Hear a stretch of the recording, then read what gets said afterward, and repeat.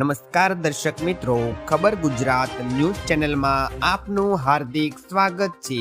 દેશ દુનિયા અને ગુજરાતના તાજા મોટા અને સૌથી અગત્યના સમાચાર જાણીએ તે પહેલા તમે જો અમારી ચેનલમાં નવા હો તો અમારી ચેનલને અત્યારે સબસ્ક્રાઇબ કરી લેજો, જેથી કરીને અમે તમારી સમક્ષ નવા વિડીયો અને અપડેટ રજૂ કરી શકીએ। તો મિત્રો, સૌપ્રથમ આજના તાજા સમાચારને લઈને વાત કરીએ તો સીએમ બનતા જ ભાવુક થયા શુભેન્દુ, પીએમ સામે નતમસ્તક। પશ્ચિમ બંગાળના પ્રથમ ભાજપ મુખ્યમંત્રી બની શુભેન્દુ અધિકારી ભાવુક થયા હતા। શપથ ગ્રહણ બાદ તેમણે પીએમ મોદીના શરણ પણ સ્પષ્ટ કરી અભિવાદન કર્યું, ત્યારે વડાપ્રધાને તેમને ગળે લગાવ્યા હતા।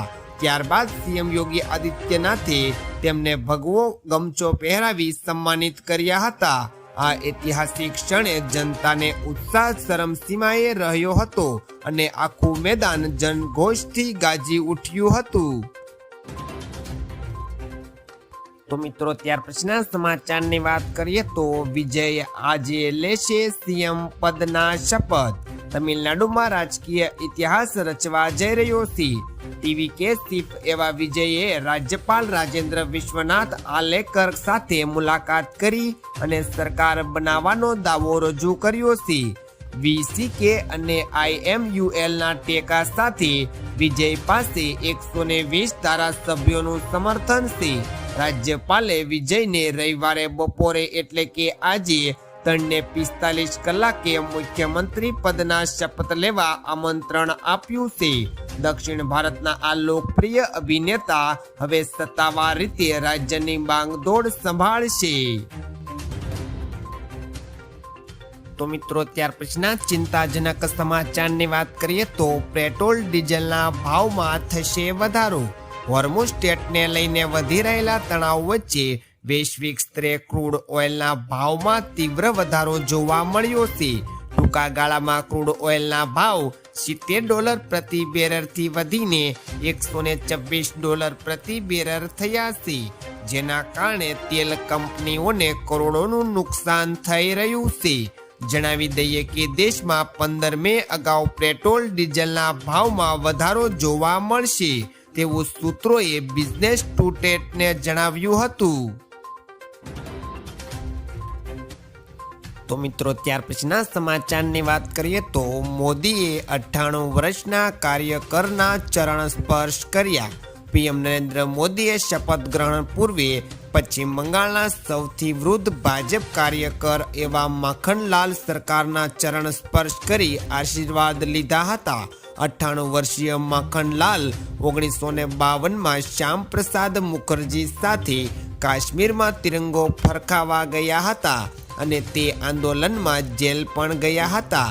મંચ પર બનેલી આ ભાવુક ક્ષણની સોશિયલ મીડિયા પર ભારે ચર્ચા થઈ રહી છે। પીએમની આ વિનમ્રતાને ઉપસ્થિત સૌ કોઈના દિલ પણ જીતી લીધા હતા। તો મિત્રો, ત્યાર પછીના સમાચારની વાત કરીએ તો સામાન્ય જનતાને પડતા પર પાટું। મોંઘવારીના માર વચ્ચે સામાન્ય લોકોને વધુ એક ઝટકો લાગી શકશે। દેશની અગ્રણી એવા FMCG કંપનીઓએ સાબુ, શેમ્પૂ, બિસ્કિટ, પેકેજ ફૂડના ભાવમાં વધારો કરવાની તૈયારી કરી રહી છે। વધુમાં કંપનીનું કહેવું છે કે કાચા માલ, પેકિંગ્સ અને પરિવહન ખર્ચમાં સતત વધારાને કારણે કિંમતો વધવાની જરૂર પડી ગઈ છે। નિષ્ણાતોના મતે પશ્ચિમ એશિયામાં વધતા તણાવ અને ક્રૂડ ઓઇલમાં ભાવમાં તેજીને FMCG કંપનીઓની પડતર કિંમત પર દબાણ વધ્યું છે। તો મિત્રો, ત્યાર પછીના સમાચારની વાત કરીએ તો શેર બજાર લાલ નિશાનમાં બંધ થયું। ભારતીય શેર બજાર એટલે કે આજે ઘટાડા સાથે લાલ નિશાનમાં બંધ થયું હતું।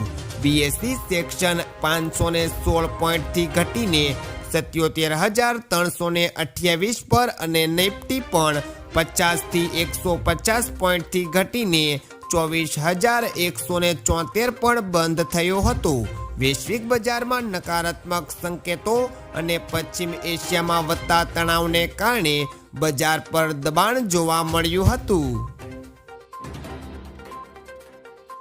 તો મિત્રો ત્યાર પછીના સમાચારની વાત કરીએ તો હોર્મુઝને લઈને ટ્રમ્પની કડક ચેતવણી.